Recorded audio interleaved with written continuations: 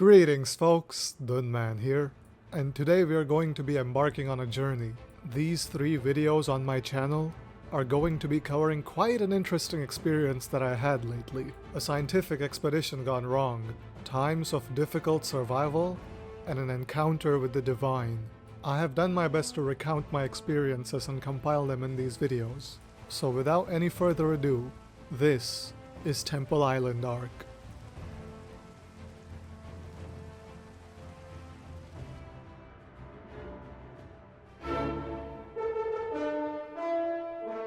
I woke up in a terrible wet place. The tide had carried me to some kind of swampy jungle tropical island, and everywhere that I looked was covered in mud and dense vegetation.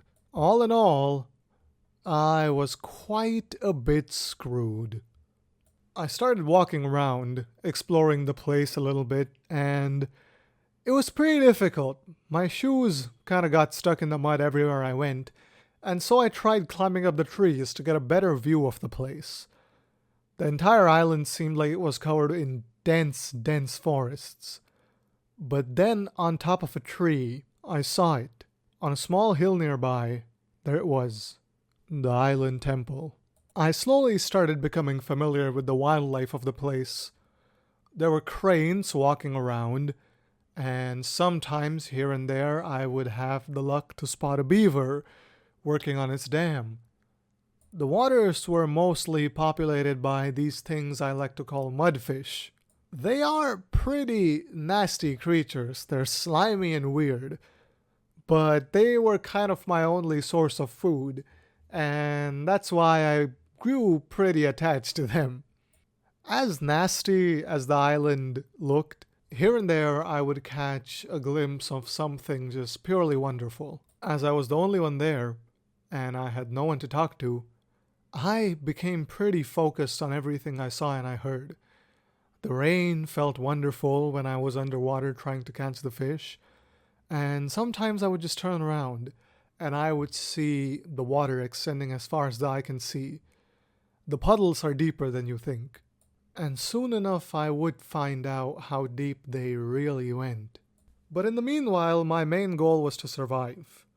I plucked some sticks out of the trees and started moving around, just trying to get a lay of the land. Mostly the creatures that I encountered were just harmless critters, birds, frogs, fish, and that sort of thing, but soon my time would come, because the first day on the island had been quite exciting.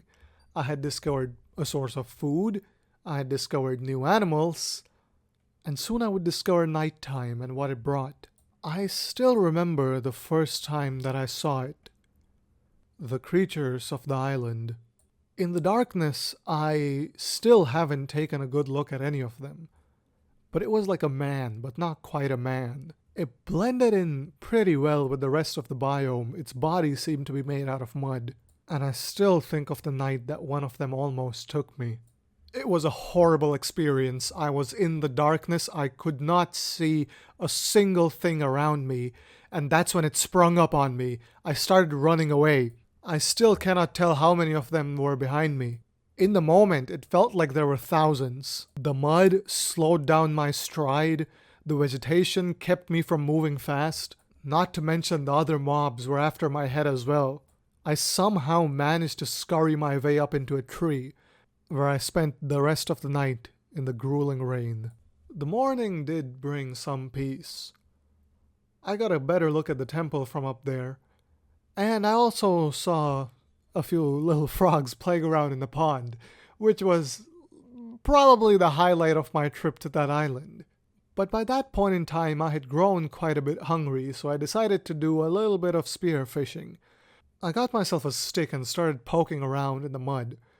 That's when I found what can only be described as a small cave passageway through the mud and into some sort of ancient cavern. There was some kind of ancient shrine down there. The statue of this face staring into me.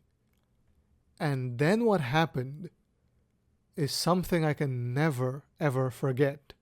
Human This was my island, my paradise before he came. Deliver my skull. Take back the island. The face, it seemed to almost talk to me. It's like I could hear it from every part of my body.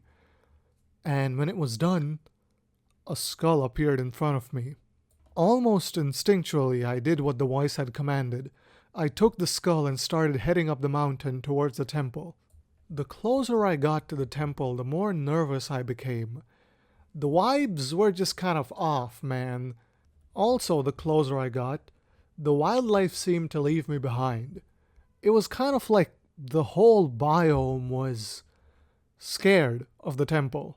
The temple was obviously built by human hands, but even by the standards of man-made things, the temple seemed unnatural. Finally, I got to the top. It took me the whole day, and when I was actually there, it had started raining and turned to dark. In the temple, there was a massive pit which I couldn't see the bottom of. So I decided to throw a torch. What I saw in there horrified me. Seeing all of those things down there scared the crap out of me. I threw in the skull and I started running as fast as I could, putting as much distance between me and that temple as humanly possible.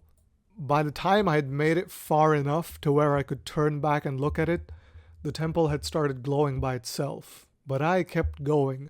I wanted to get to the other side of the island so that those things could never come near me. And then it happened. Like a volcano, the skull did what it was meant to do, I guess.